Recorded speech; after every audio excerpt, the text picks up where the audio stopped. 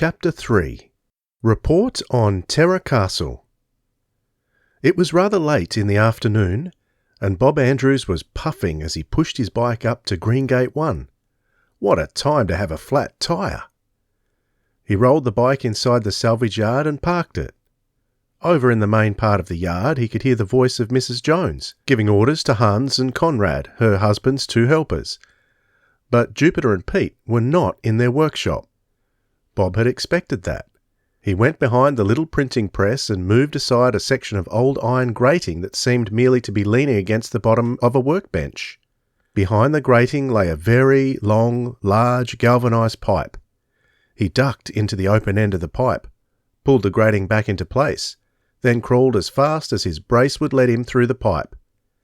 This was Tunnel 2, one of several secret entrances the boys could use to enter headquarters. It ended at a wood panel. He pushed on the panel and it swung up. He was inside headquarters. Headquarters was a 30-foot mobile home trailer that Titus Jones had bought for junk a year earlier. It had been badly damaged in a crash, and he hadn't been able to sell it because of the great dents in the frame. So he had allowed Jupiter to use it for a kind of office. In the course of the year, the three boys, with the help of Hans and Conrad, had gradually piled heaps of junk all outside of the trailer. Now from the outside, it was entirely hidden by piles of steel bars, a section of dilapidated fire escape, and some stacks of wood and other material. Mr. Jones had apparently forgotten all about its existence, and no one but the boys themselves knew that they had equipped the now well-hidden trailer as an office, laboratory and photographic darkroom with several hidden entrances. When Bob crawled out of the pipe, Jupiter was sitting in a rebuilt swivel chair behind a desk that had had one end scorched in a fire. All the equipment in headquarters had been rebuilt from junk.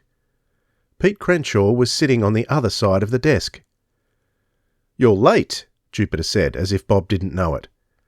"I had a flat tyre," Bob was panting. "I ran over a big nail right outside the library." "Did you find out anything?" "I certainly did. I found out more than I want to know about Terra Castle." "Terra Castle?" Pete exclaimed. "That's a name I don't like." "Wait until you hear about it," Bob told him. "About the family of 5 who tried to spend a night in it and were never—" "Begin at the beginning," Jupiter requested. "Give us the facts in sequence." "Okay." Bob started to open the large brown envelope he had brought with him. "But first I ought to tell you that Skinny Norris kept hanging over my shoulder all morning, trying to snoop into what I was doing." "I hope you didn't let that goop know anything," Pete exclaimed. "He's always trying to poke his nose into everything we're doing." "I certainly didn't tell him anything, but he was awfully persistent. When I arrived at the library, he stopped me to talk about Jupe's winning the car for 30 days. He asked me how I thought he was going to use it." "Skinny is just annoyed because he wants to be the only one in school who has his own car," Jupiter said. "If his father wasn't a legal resident of a state where they give out driver's licenses practically to infants, Skinny wouldn't be able to drive any more than we can. Well, he can't lord it over us now." "Anyway, while I was working in the library," Bob went on, frowning, "he kept watching me draw out all the old magazines and newspapers I needed to get the information for you, Jupe. I didn't let him look at what I was reading, but—" "Yes?" the first investigator asked. "You know our business card, on which you wrote Terra Castle when you asked me to find out anything I could about the place? I suppose you put it down while you were looking in the card catalogue and couldn't find it again," Jupiter said. Bob blinked. "How did you know?" he asked. "You wouldn't have mentioned it if you hadn't lost it," Jupiter said. "And the most natural place to lose it would be in the library while you're examining the card catalogue." "Well, that's what happened," Bob said. "I guess I must have left it on the table.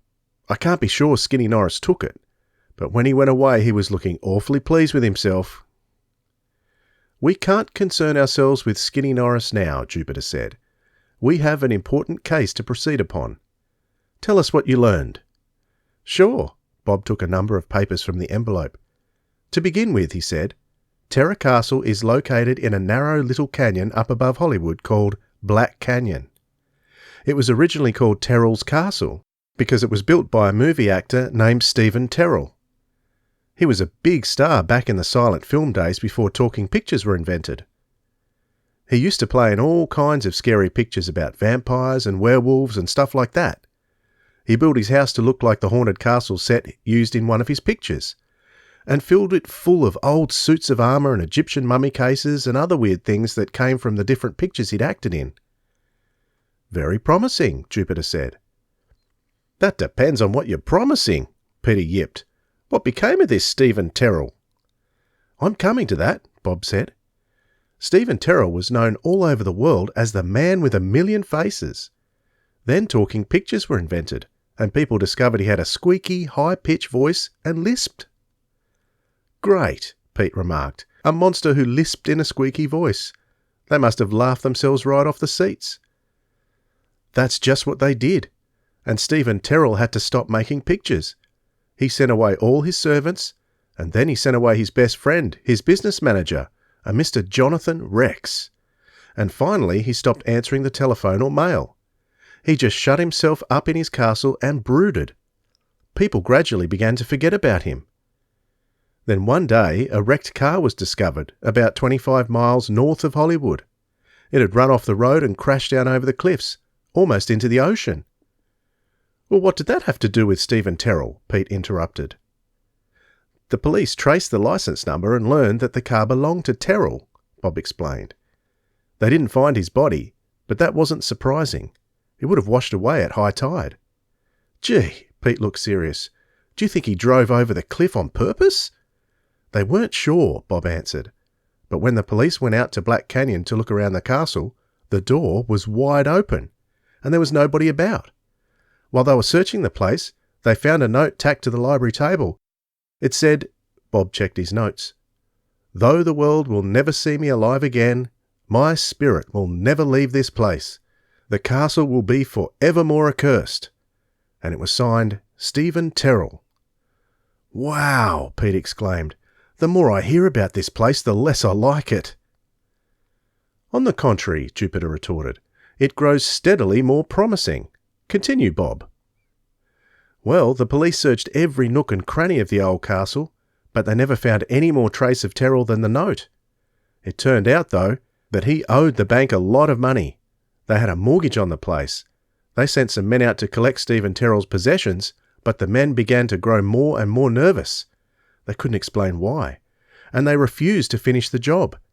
They did say they had heard and seen some very peculiar things, but they couldn't seem to describe them very clearly. Finally, the bank tried to sell the castle just as it was, but they couldn't find anybody who would even live in it, much less buy it. Everybody who entered the place found themselves getting extremely nervous after a little while.